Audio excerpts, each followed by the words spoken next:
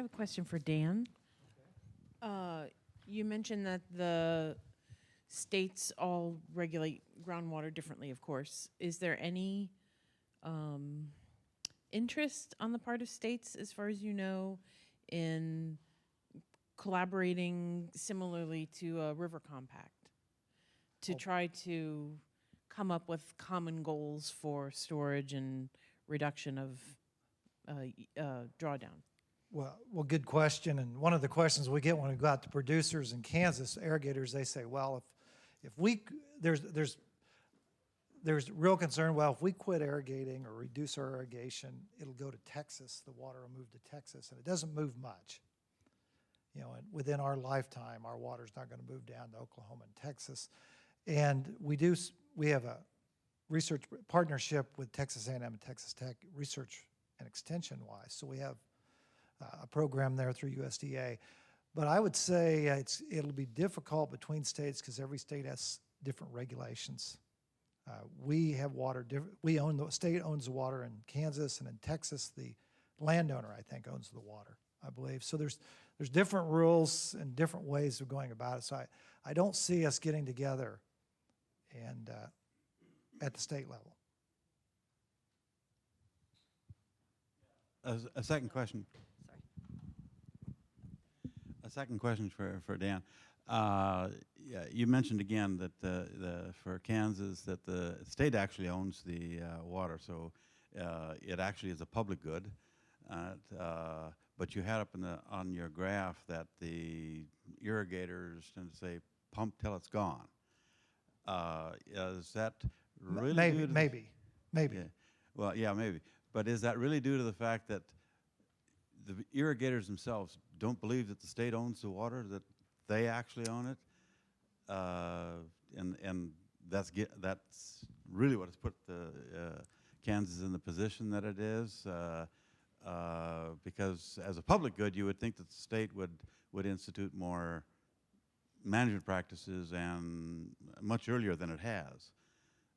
But there's a view out there that tends to prevent that from occurring. Yeah, it's interesting. It's easy to talk about what we should do here or in Topeka. When you get out in the field, it gets to be more difficult. And most of our water history is with K-State even.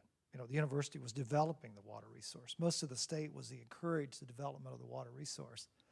And it's that farmer has a permit and he has a right to use the water. He's proven that right.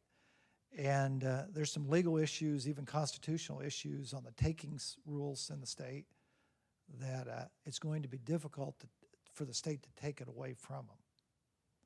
So it's, yeah, it would seem like so we're a little, it's a little grayer maybe than it is in Texas because as a citizen of Kansas, I own as much water as the next citizen does, but I don't have the beneficial use necessarily. So yeah, it sounds easier than it is. One more question. Oh. My question's for Andrew. I'm really interested in the differences you brought up between California and Wisconsin in terms of the water stress index. I'm curious to see what you think the ultimate avenue for your research would be, whether it's like a consumer label that highlights the differences or more of on the policy incentive side. What do you see here? That's a thorny question. I know that trying to take information to the consumer like that is very fraught with confusion and danger.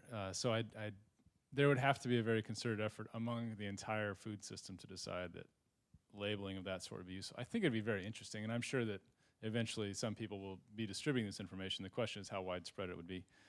But ultimately, and it's kind of a question of how do we get Texas and Kansas together? How do we get Michigan or Wisconsin and California together? You almost need a sort of central planning committee to decide where things should be produced. And I don't think that's the way to go. But eventually, if we can internalize the externalities, because we were able to quantify them, then maybe some of the prices will start to reflect where it makes sense to produce things and where not. But maybe that could happen with water as well if those prices get internalized.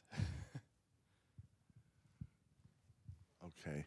Well, with that, we are over time now, and I'd like to thank again our speakers, Daniel and Ping and Andrew.